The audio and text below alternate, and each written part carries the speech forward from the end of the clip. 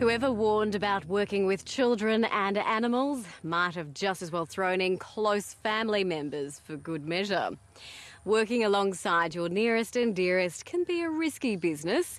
All too often, intergenerational and sibling rivalry intensifies into full-scale war, tearing families and viable businesses apart. But as Tim Lee reports from Victoria's Gippsland, it doesn't have to be that way.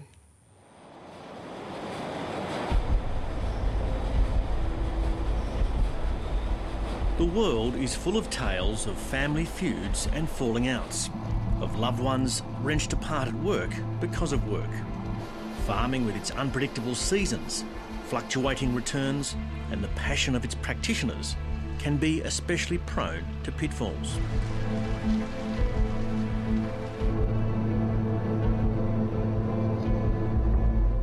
So is there a blueprint for a harmonious family business?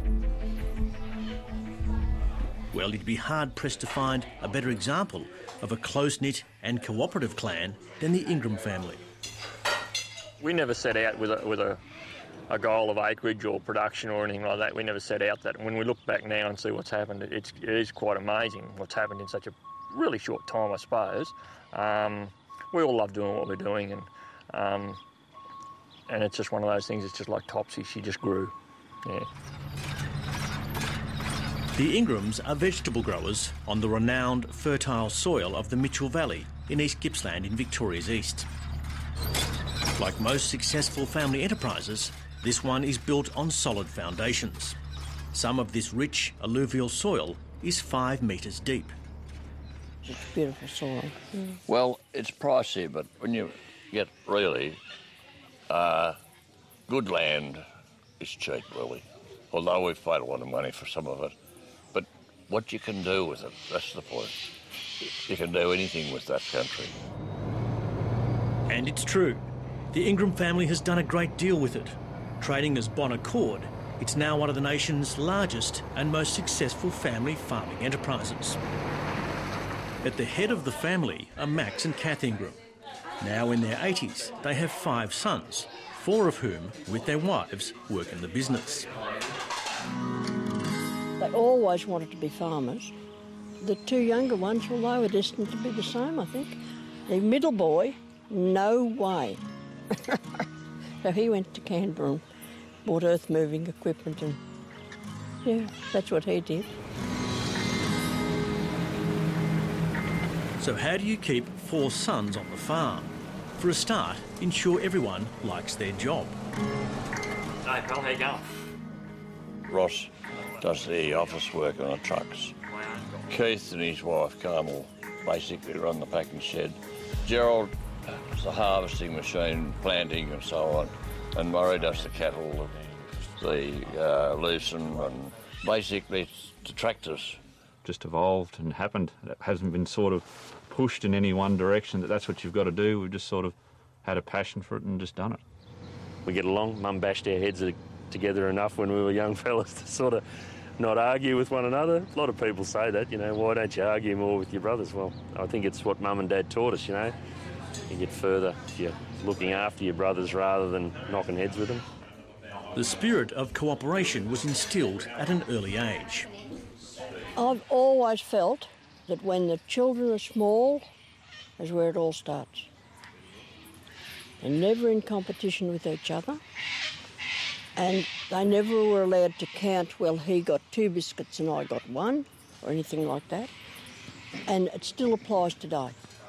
They know that if one has a holiday at this time of the year, there's a reason for it, and they sort it out. And the wives are exactly the same. They never say, well, they got more holiday than I got, or anything like that.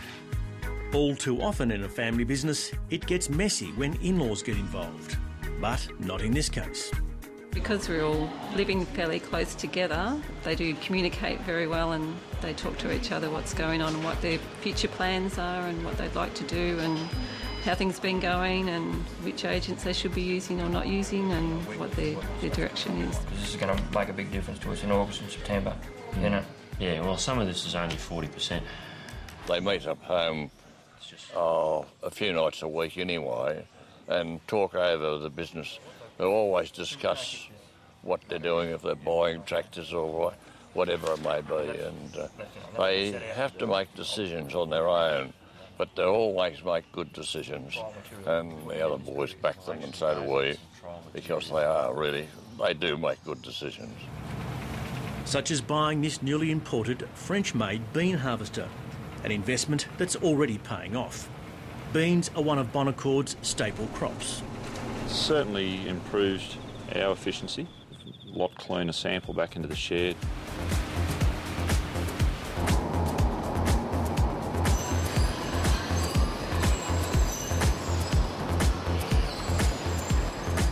The packing shed is a hive of activity year-round, processing and packaging a range of crops for themselves and for some other growers.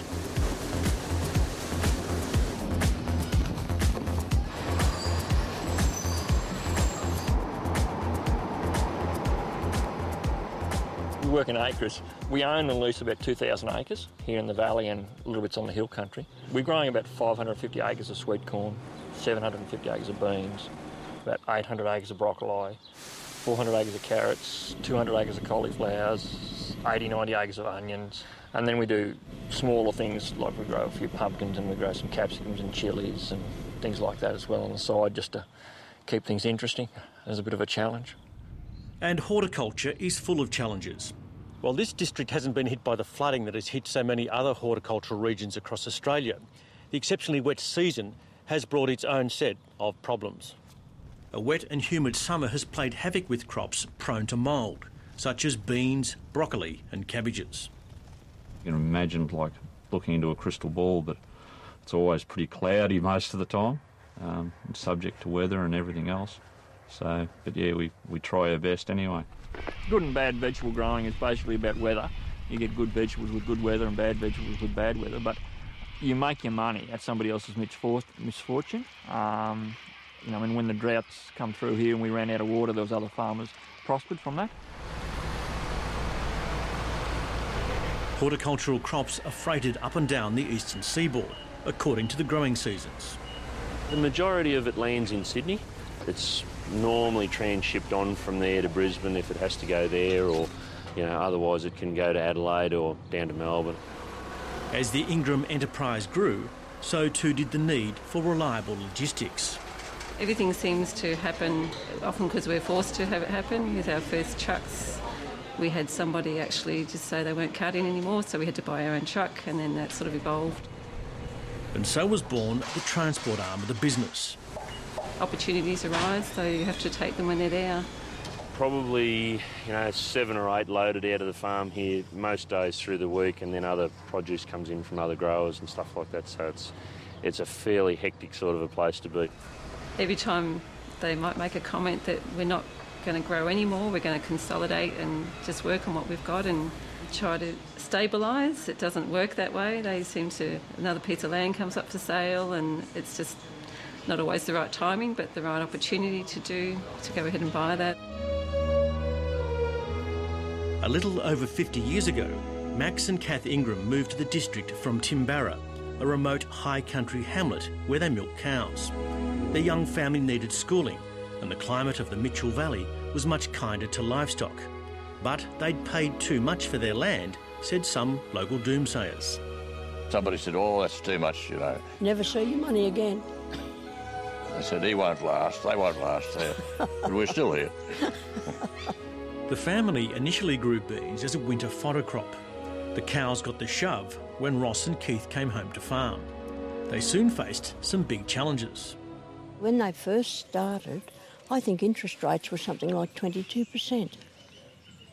And we thought, well, if they can make a go of it at interest rates like that, we haven't got much to worry about, have we?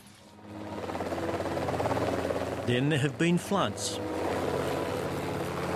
Yeah, we've had 3 1-in-100-year floods in the last 17 or 18 years.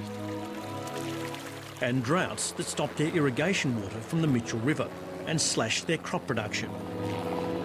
Water security is the biggest issue here, and that's probably put a handicap on us for quite a few years. At one stage, there was a 6 weeks total ban in the hot part of the year We lost a lot of money on that. Well, it would be hard to estimate the crops that we lost because we couldn't water. And that gave us the incentive to start thinking about dams. And undoubtedly the dams now are a marvellous asset. And by far the family's most expensive investment. This massive dam holds 700 megalitres and took 5 years to research and construct. Kath Ingram built and installed the maze of underground pipes that feeds water around the farm.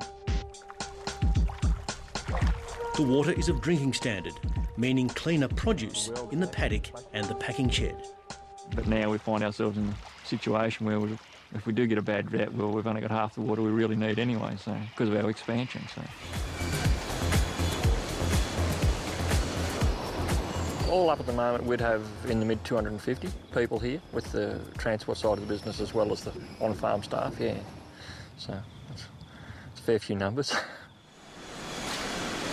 In recent times, a move to contract labour means greater flexibility, productivity and efficiency.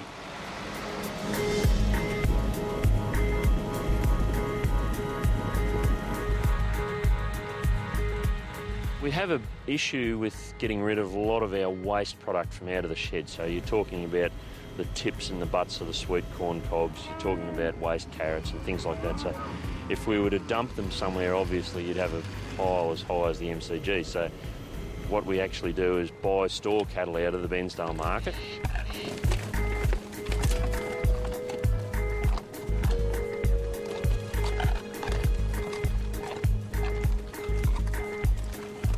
The boys were all fairly keen to sort of get a few more cattle. We want to get a bit more country where we can feed on a few more steers. The Bonaccord farm is a complex checkerboard of crops and crop rotations. The cabbage and carrots, it continues 12 months of the year for us, and the broccoli. We only just have our 2 summer crops with the beans and corn, just are extra, and onions as well. We've started our onion harvest, started picking up onions. We've got all our storage onions yet to come in. Once this weather starts to clear and dry up, so we'll start picking up those.